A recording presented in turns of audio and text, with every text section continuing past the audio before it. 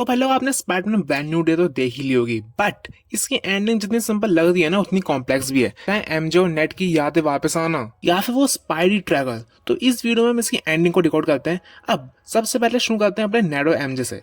अब हमने मूवी के बीच में देखा कि एमजे को पता है कि पीटर उसके लिए कितना मायने रखता है और वो उससे प्यार करती थी, बट उसने ये भी बोला I don't love you any more, क्योंकि उसे कुछ याद ही नहीं है।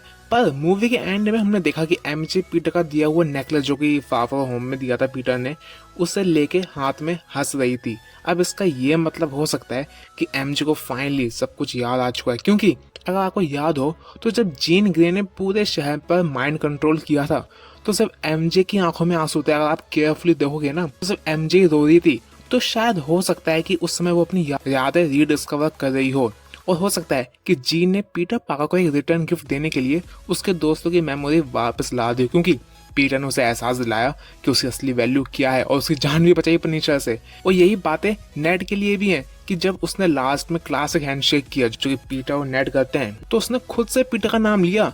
एंड हमने देखा था कि जब स्पाइडरमैन बिल विलियम्स लड़ने जा रहा था तो एमजे ने कहा था कि नेड के सामने कि पीटर अपना ध्यान रखना, तो नेड को भी पता चली गया है कि पीटर पार्कर ही स्पाइडरमैन है।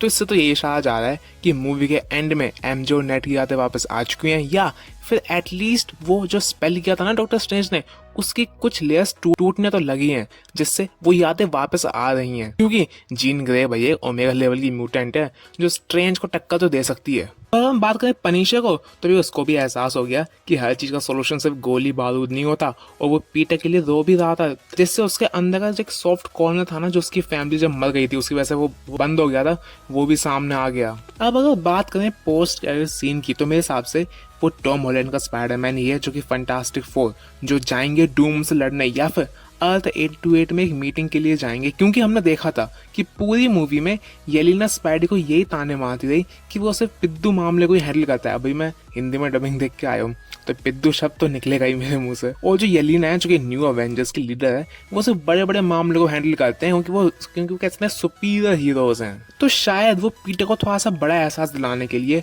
शायद पीटर को बुला रही होगी, आजा भाई अब एक बड़े विलन से लड़ने का टाइम आ गया। अब बेचारी को क्या पता कि स्पाइडरमैन ने थैनोस का भी सामना कर रखा है, लेकिन तो भाई शायद येलिना बुला रही होगी कि एक ऐसा वेरिएंट है जो कि तेरे मेंटर टोनी स्टार्क की शक्ल ज्यादा दिखता है, अब उससे लड़ने का टाइम आ गया है। तो भाई ये थी मेरे हिसाब से एंडिंग। अब पोस्ट क्रेडिट सीन पर मैंने एक पिछली वीडियो में डिटेल में बात करी, उसको देख लेना। लेकिन हाँ, मूवी की एंडिंग देखें तो काफी हद तक मुझे यही समझ में आता है कि अब पीटर अपने स्पाइडरमैन और पीटर पार्कर दोनों की लाइफ को बैलेंस कर पाएगा, बिल्कुल टोबी मैगवायर के स्पाइडरमैन की तरह, और एक रियूनियन भी हो जाएगा में फ्यूचर मूवीज में अपनी एमजे और नेड का, अगर वो सीक्रेट वॉर्स के बाद जिंदा बचे तो। बाकी तो यार, God bless you all and जय हिंद।